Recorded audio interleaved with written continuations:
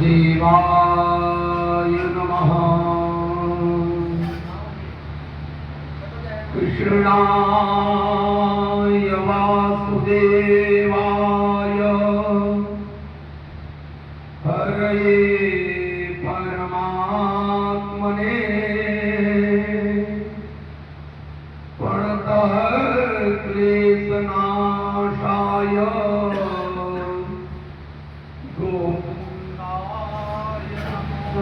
नमः।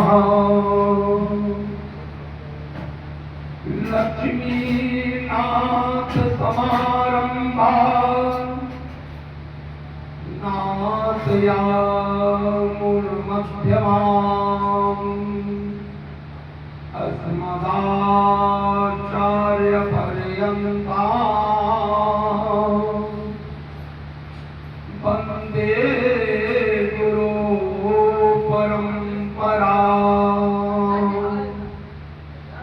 जय जय श्री राधा रमण,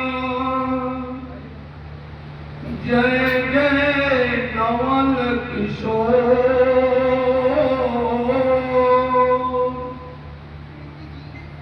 जय गोपी चित चोर प्रभु,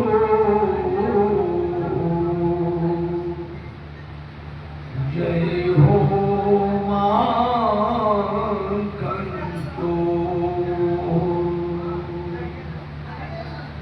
मेरी भवबाधा हरो राधा नागर सोय,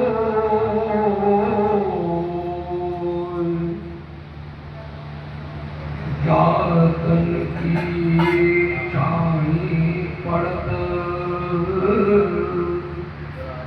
श्याम हरित प्रीत हो। अपने अपने माता पिता भगवान की नमो भगवते वासुदेवाय।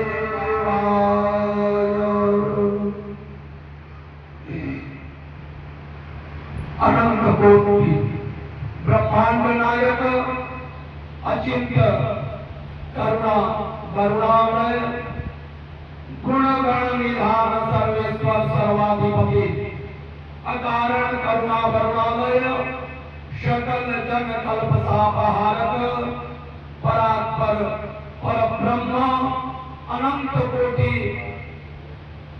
नायक सच्चिदानंद स्वरूप श्री कृष्ण चंद्र श्री राधा रानी के युगल चरणों में बारंबार प्रणाम। यहाँ पर समुपस्थित भागवत भक्त भागवत तथा अनुरागी रसिक भक्तजन भक्तिमयी माताएं एवं कथा श्रवण करने आए एवं ज्ञान गंगा में इस कथा के आयोजक एवं संयोजक उमेश चंद्र मिश्रा जी, जो कि सपरिवार इस कथा में संलग्न विद्वान जन हमारे रमेश द्विवेदी जी और विवेक पाठक जी इस कथा में संलग्न अभिनंदन स्वागत तथा वंदन व्यासपीठ करता है। ये भगवान के नाम का आश्रय लेते हैं, उसी प्रकार आज भी हम लोग सबसे पहले भगवान के नाम का उच्चारण करेंगे, मन और वाणी को पवित्र करेंगे, उसके बाद कथा को श्रवण करेंगे। जय राधा माधव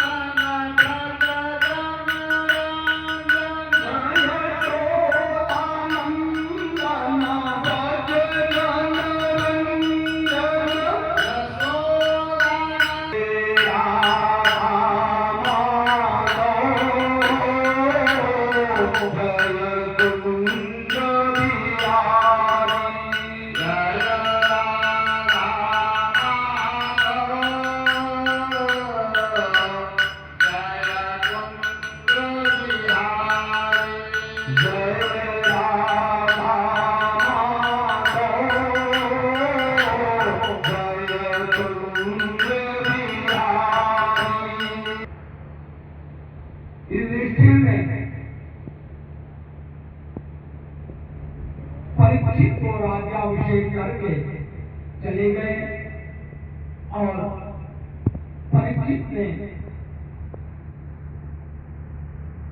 दिग्विजय पाने के लिए उसको आशीर्वाद स्वरूप में प्रदान किया। इस प्रकार से आगे की कथा में कहते हैं कि जब महाराज परीक्षित को श्राप मिला श्रृंगी ऋषि के द्वारा और समीप ऋषि जो उनके पिता थे, उनसे जब महाराज परीक्षित को यह ज्ञात हुआ कि उन्हें श्राप हो गया है और 7 दिन के अंदर तक्षक सर्प उनको डसेगा और उनकी मृत्यु हो जाएगी, तो समीप ऋषि ने संदेशा कहलवाया कि आप उपाय करिए इसका। उस समय महाराज परीक्षित कहते हैं कि अपने पुत्र ज्येष्ठ पुत्र जन्मेजय का राज्याभिषेक करके गंगा के तट पर चले गए और वहां पर जाकर के उन्होंने या अपने सभी राजाओं के लिए कहलवा दिया कि जो भी इनका उपाय अगर जानते हो तो आप बताएं। इसी प्रकार से खोज हो ही गई थी कि उसी समय सुखदेव जी महाराज 8 वर्ष की अवस्था में नंग धरंग वहां पर आते हैं और वहां पर जब वो आते हैं तो सभी लोग जितने भी विद्वान थे करके नतमस्तक किया, दंडवत किया। सुखदेव जी महाराज महाराज परीक्षित को कथा श्रवण करवाने के लिए आदेश देते हैं। कहते हैं कि हम आपको 7 दिन की कथा श्रवण करवाएंगे। हे महाराज परीक्षित, उसी क्रम में कथा को आगे बढ़ाते हुए कहते हैं, मनु और शत्रुपा से जिसकी उत्पत्ति हुई वह हम आगे की कथा में बताते हैं। कहते हैं कि मनु से कश्यप और दिति का प्रादुर्भाव हुआ। कश्यप और दिति, कश्यप ऋषि की बहुत पत्नियां थी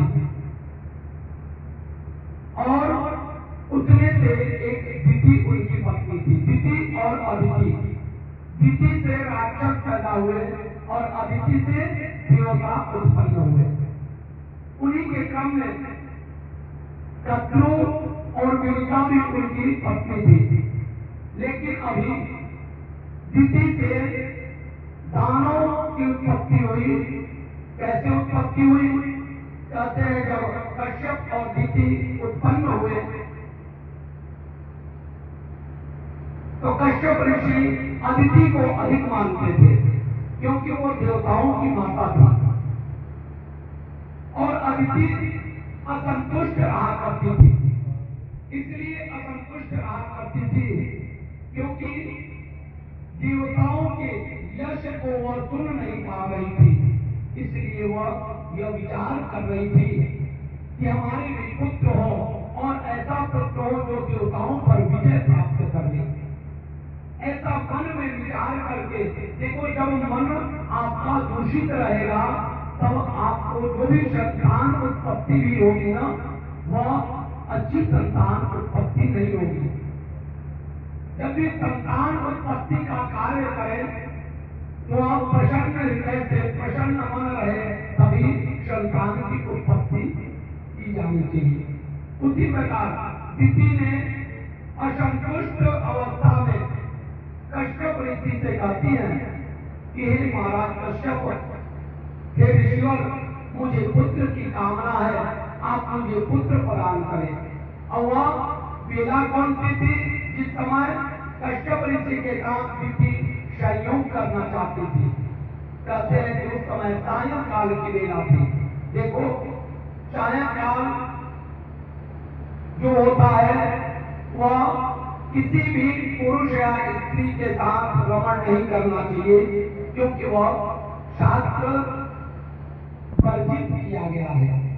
इसलिए ऋषि कश्यप ने भी उनको मना किया कि हे दिति महारानी, देखिए अभी सायंकाल की बेला है, ऐसा करना पाप होगा।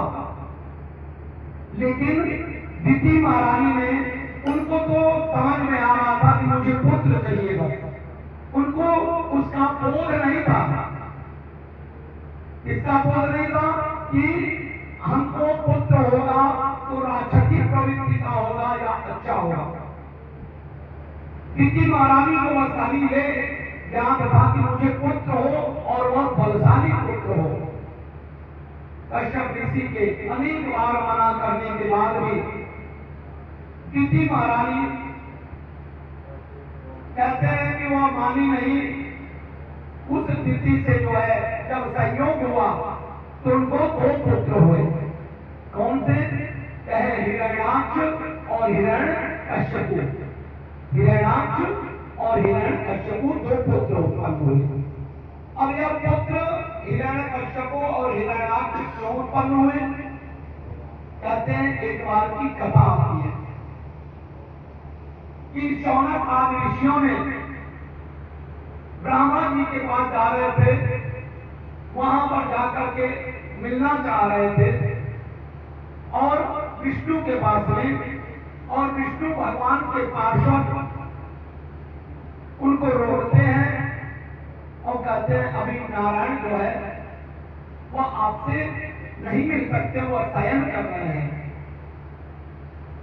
इन पर जो है उन्होंने कहा कि हमारे लिए तो कोई आदेश है ही नहीं, हम तो ऐसे हैं कि अगर नारायण शयन भी कर रहे हैं तो भी हमको जाने का आज्ञा प्रदान किया गया है।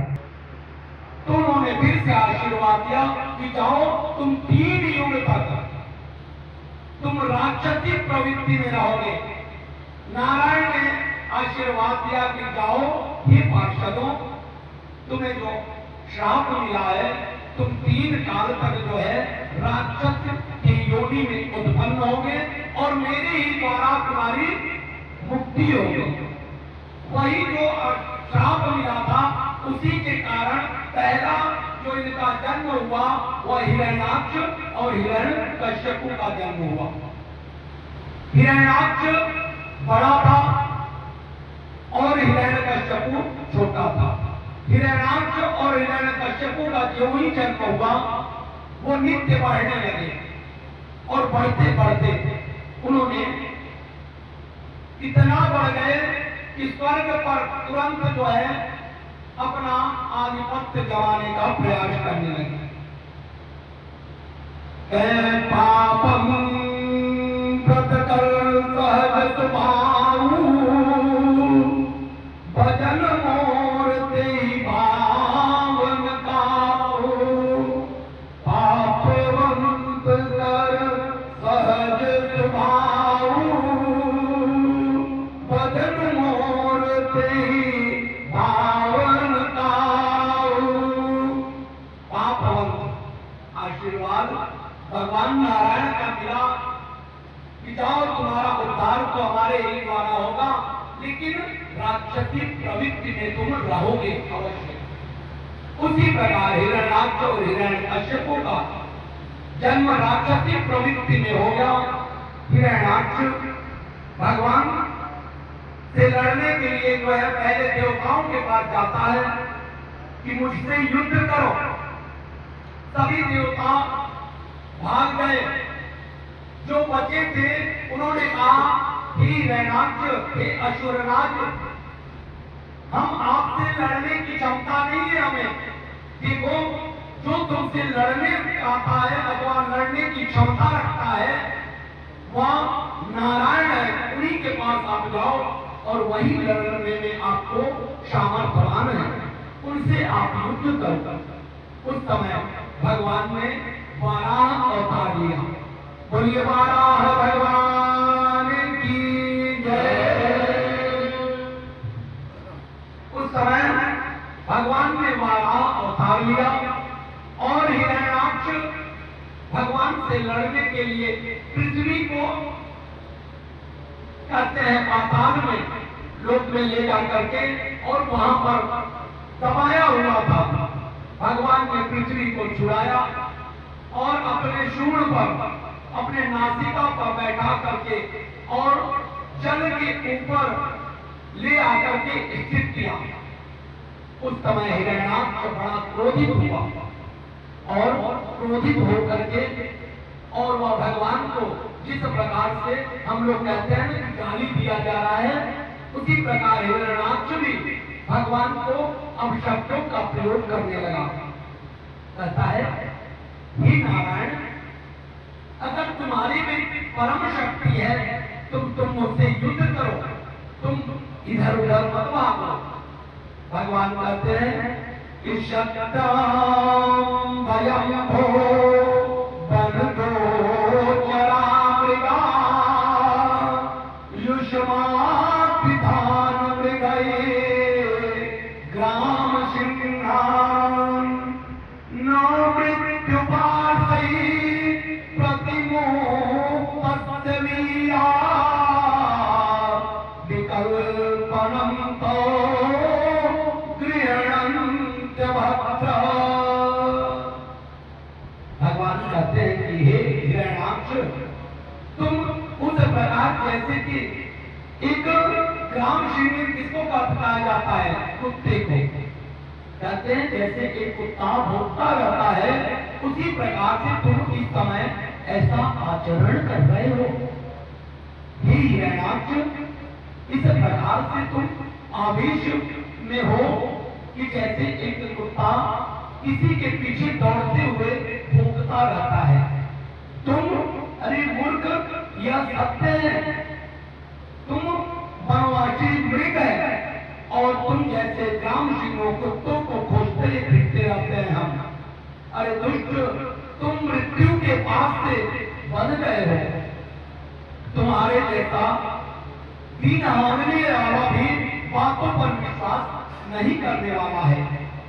इस प्रकार से भगवान ने उस हिरण्याक्ष को कहते हुए भगवान कहते हैं कि हम क्षत्रिय मृगया बनकर ही तुमसे खल दुख खोजत रही, विप बलवंत देख नहीं उड़ही, एक बार कालौ संग रही। हम तो काल से भी डर जाते हैं और तुम ऐसा ढंग हांग रहे हो, तुम ऐसा कर रहे हो। तदनंतर भगवान ने और हिरण्याक्ष में घमासान युद्ध प्रारंभ हो गया। युद्ध होने लगा। उस युद्ध में को देख करके देवता भी धक-धक कांपने लगे। दुष्ट अनेकों बार आसुरी माया करने लगा, अनेक प्रकार का उत्पात करने लगा। भगवान ने उसको उसके उत्पात को काटते हुए एक बार भगवान के हाथों से गदा गिर गया। जिस समय एक बार भगवान के हाथ से गदा गिर जाता है तो हिरण्याक्ष कहता है कि हे विष्णु, अपना गदा उठाओ और मुझसे युद्ध करो, मैं निहत्थे पर वार नहीं करता। हिरण्याक्ष से भगवान, जब हिरण्याक्ष ने इतना बोला, भगवान बड़े प्रसन्न हुए और देवता भी सभी भगवान से प्रार्थना करने लगे कि हे प्रभु, इस आतताई को अभी खत्म कर दीजिए, क्योंकि यह दुष्ट अपनी दुष्टता से बाज नहीं आएगा। ऐसा जो है कह करके भगवान के ने एक गदा उसके जो है कहते हैं छाती पर प्रहार किया और उसका जो छाती था वह विदीर्ण हो गया और भगवान के गदा से विदीर्ण हुआ उसका शरीर, वह मृत्यु को प्राप्त हो गया। इस प्रकार से भगवान ने हिरण्याक्ष का वध किया। हिरण्याक्ष के वध के बाद हिरण्याक्ष भगवान में ही लीन हो गया, क्योंकि भगवान ने आशीर्वाद दिया था कि जाओ, तुम्हारा उद्धार मेरे ही हाथों होगा। तो हिरण्याक्ष का तो उद्धार भगवान ने कर दिया। कहते हैं कि किसी संत ने एक पद लिखा है बड़ा अच्छा सा, भगवान ऐसे ही नहीं प्राप्त हो पाते। श्री रघुवीर को ध्यान बसो, श्री रघुवीर को ध्यान, श्यामल गौर किशोर यत को, श्यामल गौर किशोर बयत को, जी जानऊ की जान बसोय, श्री रघुवीर को तंग कर दिया। रुदन कर रही है कि मेरा पुत्र मारा गया, इस प्रकार से वह रुदन कर रही है और उनकी माता इतना विवल हो गई कि हिरण्यकश्यप कहता है कि हे माता, आप रुदन मत करो। हिरण्याक्ष की पत्नी को भी सांत्वना देता है कि देखो, ये विष्णु से हम बदला अवश्य लेंगे, यह विष्णु हमारा द्रोही है, लेकिन हम इसको वध अवश्य करेंगे, तुम लोग घबराओ मत। हिरण्यकश्यप ने विचार किया कि मैं तपस्या करके बलवान और हो जाऊंगा। हिरण्यकश्यप ने विचार करके उस समय जब वह वन में गया तो उस समय हिरण्याक्ष की पत्नी और हिरण्यकश्यप की पत्नी कयाधु वह सारी जो है राज्य में ही थी।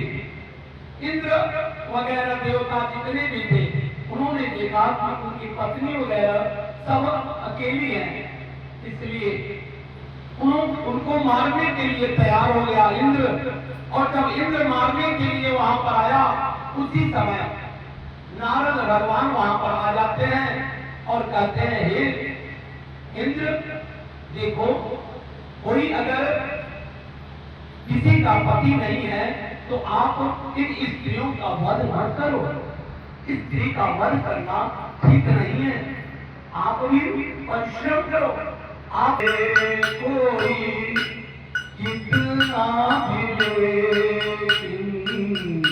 कृपा के बिना काम चलता नहीं है, कृपा के बिना काम चलता नहीं। श्रम करे कोई कितना भी परिश्रम करे कोई कितना भी के बिना काम चलता नहीं है, कृपा के बिना काम चलता नहीं है। आशीर्वाद से ही देवता प्रकट होते थे, आशीर्वाद पैदा किया जा सकता था, आशीर्वाद से पैदा किया जाता था। लेकिन मनु और शत्रुपा की जब उत्पत्ति किए तो मैथुन प्रक्रिया प्रारंभ हुई, जो स्त्री और पुरुष के द्वारा होता है।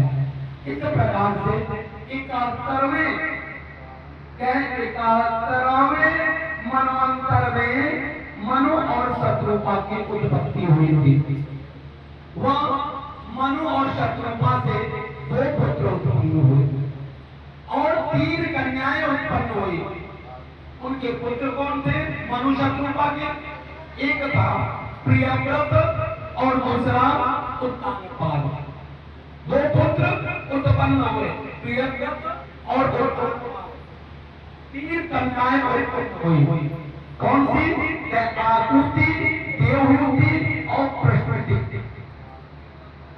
इन 3 कन्याओं का विवाह मनु ने पहले रुचि प्रजापति से किया, आकुति का विवाह, देवहूति का विवाह कर्दम ऋषि से किया और प्रसूति का विवाह दक्ष प्रजापति से किया। देखिए, जितने भी प्रजापति थे, जैसे दक्ष प्रजापति को सब जानते हैं कि वह प्रजापति थे, लेकिन जो ब्रह्मा से उत्पन्न हुए थे उनको प्रजापति की उपाधि मिलती थी। तो जितने भी ऋषिगण थे उनको प्रजापति की उपाधि प्राप्त थी, तो वो सभी प्रजापति की ही गणना में आते थे। लेकिन दक्ष प्रजापति को प्रजापतियों का अध्यक्ष बनाया गया, इसलिए दक्ष प्रजापति को ही लोग जानते हैं, है ना? दक्ष प्रजापति को लोग जानते हैं इसलिए कि वो प्रजापतियों में श्रेष्ठ थे, अध्यक्ष थे प्रजापतियों के। तो इस प्रकार से कहते हैं, सबसे पहले जो कर्दम ऋषि से ब्याही गई देवहूति की कथा सुखदेव जी महाराज परीक्षित को सुनाते हैं।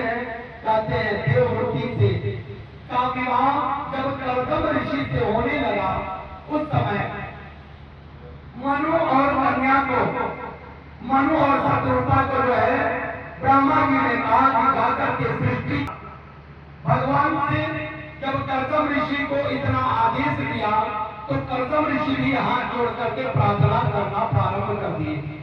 कर्दम ऋषि ने कहा, हे प्रभु, देखो मैं आपको छोड़ करके सांसारिक बंधनों में नहीं बंधना चाहता हूँ। भगवान नारायण ने कहा, ठीक कर्दम ऋषि, आपको सृष्टि की रचना करनी है, इसलिए आप सृष्टि की रचना में सहायक बनो। इस प्रकार जब उन्होंने कर्दम ऋषि को आदेश दिया तो कर्दम ऋषि ने उसको कहा कि प्रभु, जब सृष्टि की रचना के लिए आप कह रहे हैं और आप आदेश कर रहे हैं तो मैं विवाह अवश्य करूंगा, लेकिन मेरी भी एक शर्त है। जो ही मेरी पत्नी से कोई पुत्र उत्पत्ति हो जाएगा, उसके बाद मैं अपने पत्नी को छोड़ करके और वन में चला जाऊंगा। फिर आप मुझे आगे समझ लीजिए। भगवान ने कहा ठीक है, ये कर्दम ऋषि, जब आपकी कोई कन्या अथवा कोई पुत्र हो जाएगा तो आप अपने पत्नी को छोड़ करके वन में जा सकते हैं। इस प्रकार से कर्दम ऋषि को आदेश दिया और कर्दम ऋषि कहते हैं स्वयं परम सम्यत तत्ताम भगवन यत्र मैं तुम्हें घिरे प्रजा। उस समय मैथुन प्रक्रिया से मनुष्य की उत्पत्ति होना तय हो गया था। देवहूति और कर्दम का विवाह मनु और शत्रुघ्न ने कर्दम ऋषि से देवहूति का विवाह कर दिया। भगवान कर्दम जी को 10,000 वर्ष में दर्शन देने का जो है वह इनका प्रार्थना स्वीकार कर लिए थे। देवहूति की जो है 9 कन्याएं उत्पन्न हुई। देवहूति से 9 कन्या उत्पन्न हुई। कहते हैं देवहूति पुनिता सुकुमारी देव प्रभु दीन दयाला जटर धरोजे कपिल कृपाला देवहूति पुनिता सुकुमारी। देवहूति को 9 कन्या हुई। कितनी? 9।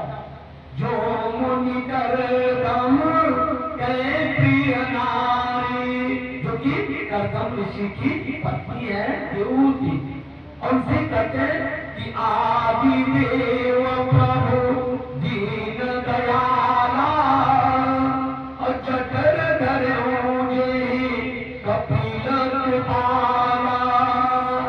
उनसे एक पुत्र भी उत्पन्न हुआ। वह कौन सा पुत्र उत्पन्न हुआ? कर्दम ऋषि से एक पुत्र तब उत्पन्न हुआ जब 9 कन्याएं उत्पन्न हो गई कर्दम और देवहूति से। तो कर्दम ऋषि देवहूति से कहते हैं कि हे देवहूति, जो मैंने संकल्प किया था कि जब मुझे पुत्र या कन्या हो जाएगा तो मैं वन में चला जाऊंगा, तो अब मैं वन में जाना चाहता हूँ। तुम अपने सांसारिक भोगों को भोगो। देवहूति ने कहा कि हे ऋषिवर, हे मेरे नारायण, अरे मेरी 9 कन्याएं उत्पन्न हुई हैं, तो कन्याएं को जो है अभी उनका विवाह करना है और मैं कहाँ विवाह के लिए रूंगी। हे ऋषिवर, आप अभी वन को मत जाइए। प्राण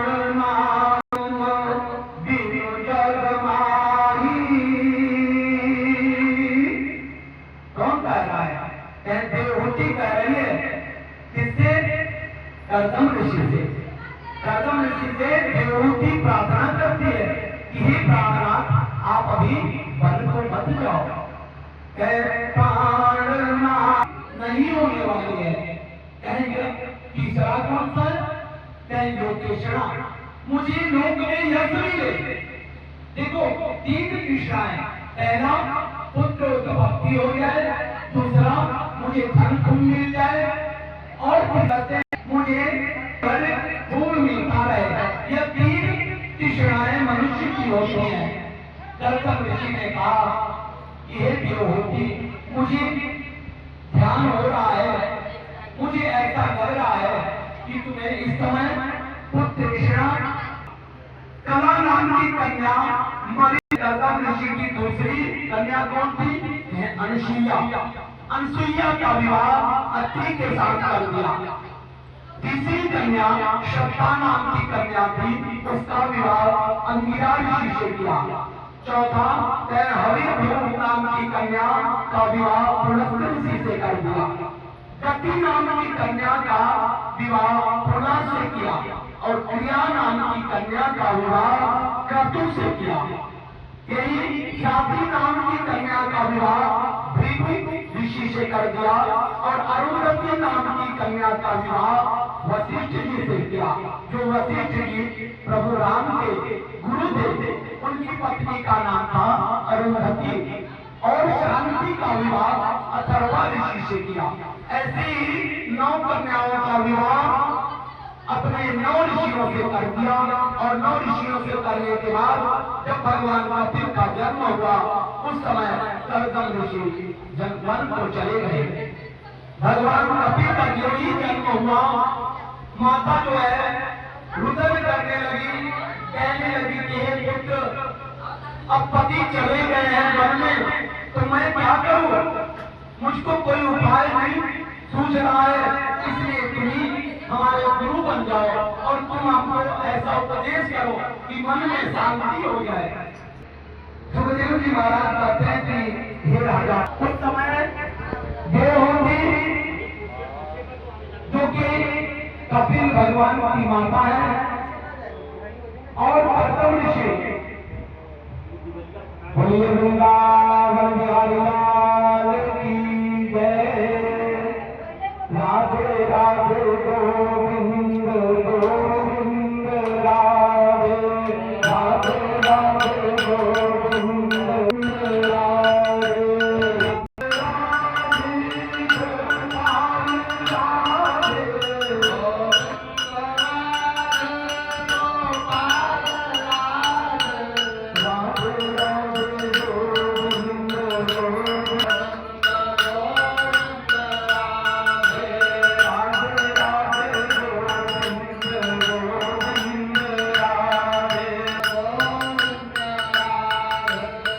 Thank you.